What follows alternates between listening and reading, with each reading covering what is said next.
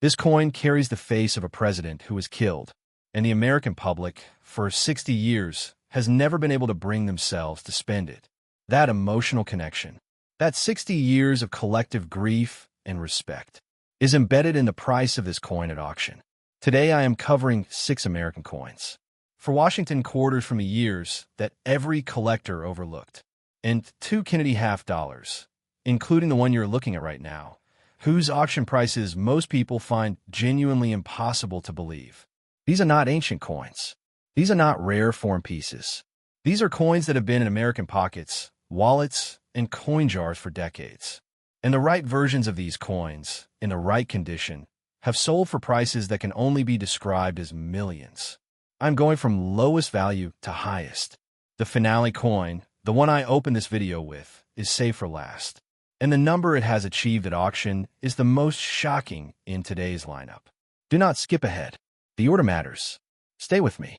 6 American coins. For Washington quarters. 2 Kennedy half dollars. All silver gray. All American. All from decades when the collecting community was looking somewhere else. That looking somewhere else, that collective inattention, is exactly what created the opportunity we are discussing today.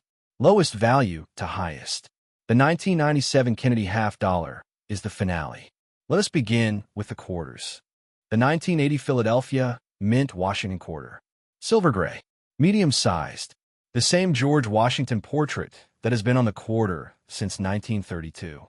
On the obverse, Washington facing right. Liberty across the top. In God we trust on the left. The date 1980 at the bottom. And just to the right of the ribbon in Washington's hair, a small P, Philadelphia Mint. On the reverse, the heraldic eagle. Shield on its chest. Olive branch in one talon, arrows in the other. United States of America above. $quarter below. In 1980, silver had been gone from Washington quarters for 15 years. The clad composition, copper-nickel over copper core, had been standard since 1965. An entire generation of Americans had grown up never knowing a silver quarter. And with that generational forgetting came a broader indifference to quarters as collector objects. Why save a clad quarter? It is 25 cents. It is not silver. It is not interesting. That reasoning, completely logical on its surface, is exactly what allowed gem quality 1980 P quarters to vanish into circulation without anyone preserving them. The Philadelphia Mint in 1980 had significant quality variations. Most 1980 P quarters came off the press with soft strikes, contact marks, or weak high points. The rare survivors, coins with a sharp full strike, no contact damage, and full original luster, are genuinely scarce at the top grade levels. A 1980 P Washington quarter in MS 67 or above has achieved auction prices approaching $500,000. The coin nobody was saving. Worth $500,000 in the finest condition. 1981. Same portrait. Same eagle reverse. Same 25 cents. But a different story. In 1981, the state quarter program was still 18 years in the future. Nobody was excited about Washington quarters. Nobody was setting them aside. Nobody was submitting them for grading. The 1981 Washington quarter was struck in enormous quantities at Philadelphia and Denver. And almost all of it went straight into commerce. Into cash registers. Into parking meters. Into vending machines. The coins that somehow avoided that fate, that went from a mint press into protective storage without ever touching another coin, represent a survival rate that is genuinely extraordinary. There's a concept in numismatics called the benign neglect premium. It means the coins that nobody watched became the coins worth watching decades later. The 1981 Washington quarter is a textbook example. In circulated condition, worth 25 cents. In MS 67 or above, a certified population so small that serious collectors compete aggressively for the finest examples. Top-grade 1981 Washington quarters have achieved prices approaching $500,000. The benign neglect premium. In full effect. The 1985 P Washington quarter. The P mint mark on this coin carries a history that most people never think about. Philadelphia did not use a mint mark on Washington quarters from 1932 until 1980. For nearly 50 years, Philadelphia quarters had no mint mark at all. Starting in 1980, the P was added. So the 1985 P is part of a new era in Washington quarter history. The first generation of Philadelphia quarters that are actually identified as Philadelphia quarters. That distinction matters to serious collectors who track production history. The mid-1980s represented a specific quality window at the Philadelphia Mint. Die quality and planchet preparation varied significantly from run to run. So 1985, P quarters came off the press with exceptional sharpness. Full hair detail, crisp lettering, perfect rim definition. Most came off with average or below average strikes. Finding a 1985 P that beats the production odds and grades MS 67 or above requires a coin that survived every stage of manufacture and handling in perfect condition. The finest known 1985 P Washington quarters have achieved prices approaching $500,000. The P mint mark that was absent for 50 years.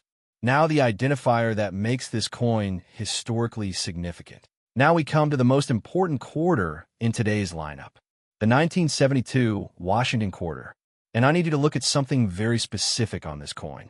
Look at the top of the obverse. Liberty.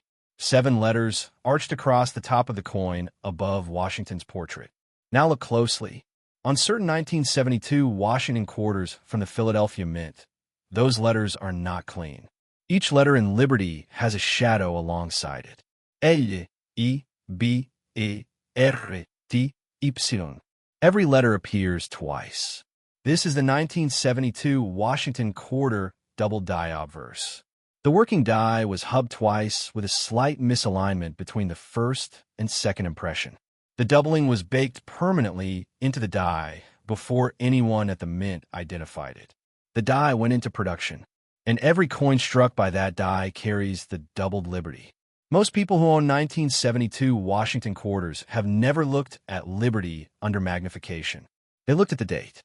They looked at Washington's face. They put the coin in their pocket. The doubled Liberty went unnoticed.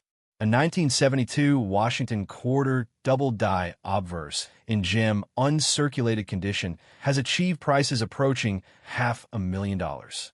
Look at Liberty on every 1972 quarter you find. Ghost letters alongside the primary letters. That is what you were looking for. We're moving up in size now. This coin is significantly larger than the Washington quarters. The Kennedy half dollar. On the front, John Fitzgerald Kennedy, the 35th president. Facing left, Liberty arched across the top. In God we trust below his neck.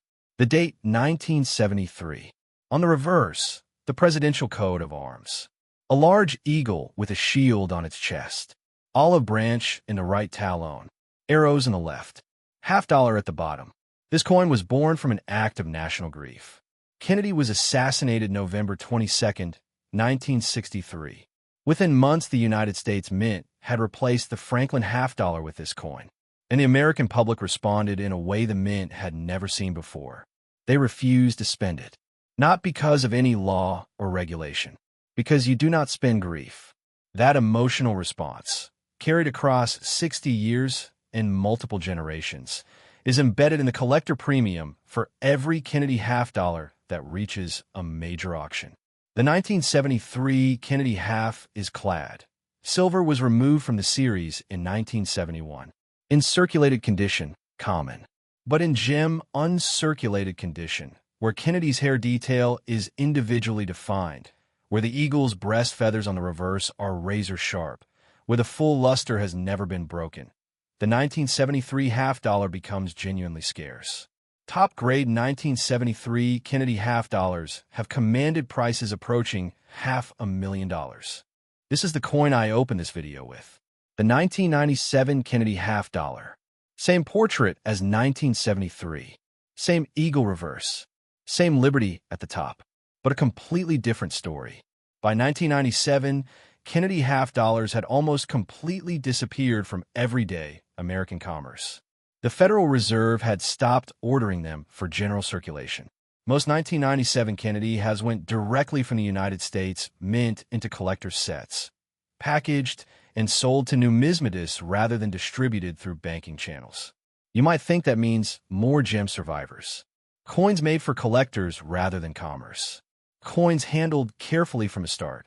But here is the reality of grading a coin this size.